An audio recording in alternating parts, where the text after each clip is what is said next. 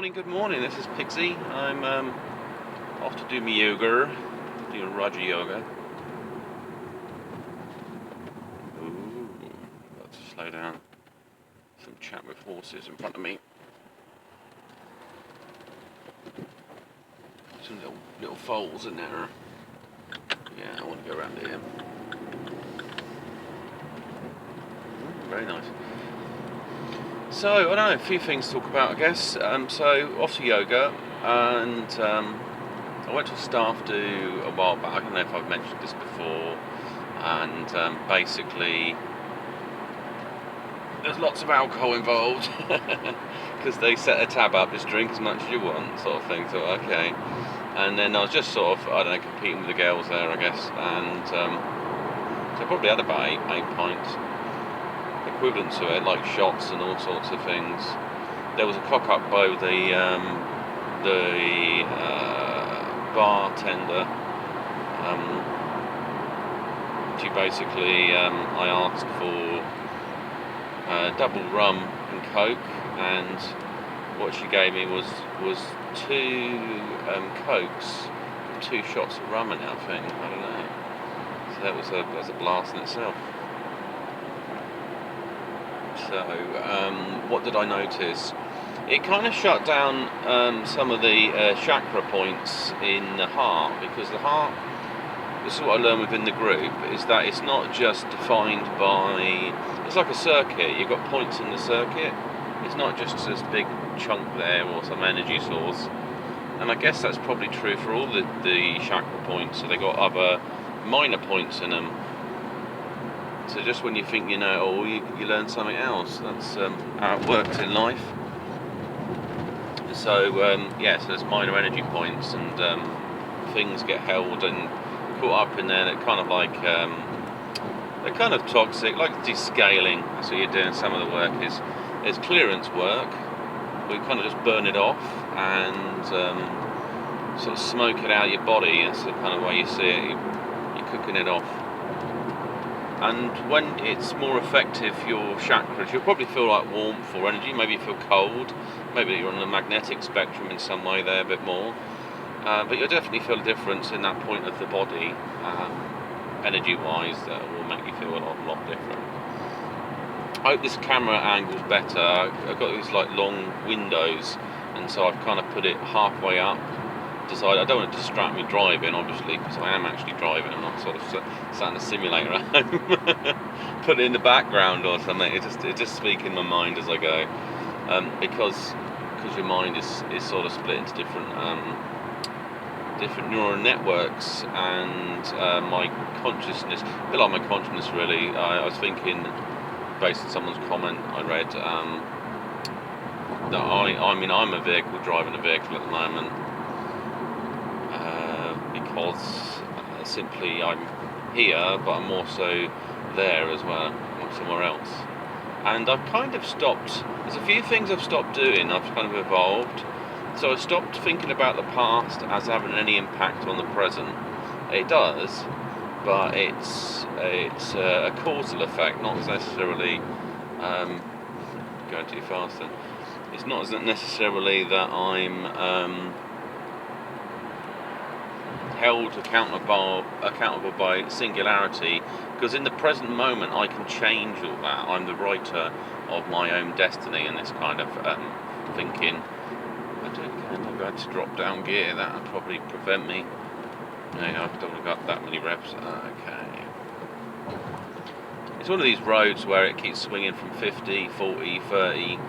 I think it's just to catch you out, but you get a ticket in the post now. I would argue there's just too many speed changes. You know, it's not like I see the signs until I'm on top of them. So, as like I say, different energy points in the body is interesting. Once you feel like the third eye's activated, your heart chakra, and then you might go on to other points. So I was thinking like the Orion. So you've got like the third eye, the heart, and the stomach. Now the stomach's got a brain in it, so I want to tap into that. And it just means focusing on that.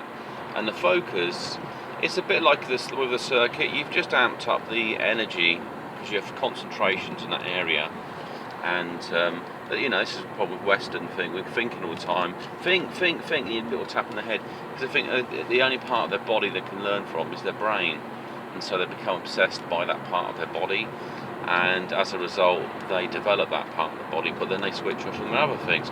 This is why people become maybe less spiritual or whatever, because they've cut it off, because they're putting all the resources into one type of area of development. What they need to do is really have a look around their body and find out what they've got. People are walking around gifts of all sorts with them, spiritual gifts. I met an old lady. She's 80, 89 or something like that, and she said about spiritualism. She said, "Oh, do you go to church?" I said, "Not really." I said, I'm more of a spiritualist. And she says, "Well, my mother was a kind of spiritualist. She had some type of gift. She did a kind of reading, but it could be a bit of a cold reading. So she pulled a name out and said there was a bit of a shroud around this person." I said, "Yeah, that's it's a family member, and there's a bit of a family feud." So I filled in the missing gaps in her analysis, but it wasn't too bad. I mean, I wasn't asking her to do that. She just asked me, "Do I know this person?" and stuff like that. But she's kind of into talking to spirits, but there's other things outside of that. You know, I said, "Well, it's fairy folk and things like that." But you believe in it? I said, "Absolutely. Yeah, spirits in nature." What else is going on? So I've got my slow cooker priming up. I did a thing where I cooked a whole fish and stuff, but I was worried I might have had too much of some vitamin or something from it was new. My body's a lot hotter than it used to be, so I think it's got more energy. However, it might have too much of one vitamin in there or something. I did put like chicken's liver in it, and it had chicken legs, and I had the bone marrow out of them, and this whole fish I did as well. I didn't find any organs in it. It just, whether they removed them prior to me buying it or it just dissolved completely into the mix. Anyway, so yeah, so what I've done with the fish stock, that's what it's like, a spicy fish stock. I basically froze it for now, and I'm making a new batch of something else. So it's more like a Thai chicken soup. So basically, and the reason I'm doing this special type of different cooking is because I'm still trying to work across the OMAD. I'm still intermittent fasting, definitely. But sometimes it takes me longer to eat than others. Soup's an easy way of getting the energy in, energy absorption, you know, these sorts of things like that. And then possibly the bioshock is you removing things out and then letting your body reassociate it. It could be that people's bodies are less effective, so they might eat a complex meal, but they might have like 30% of that meal they can actually absorb. The other stuff they can't, because their body isn't trained to deal with it. And so they might be flushing it out of their system. So when you remove the other foods and you force the body to deal with one type of food, it has to develop, and it causes this biostress, and it will cause adaptation. So you might start losing weight, you might feel different, you might start detoxing, you might do all sorts of different stuff about you. You know, when you go to toilet, your gut bacteria will change as well. So there's a whole load of biological stuff going on in the background, and that creates that opportunity for that development, which is important. So at the moment I've gone a bit carnivore, but there's also some elements of omnivore in there as well.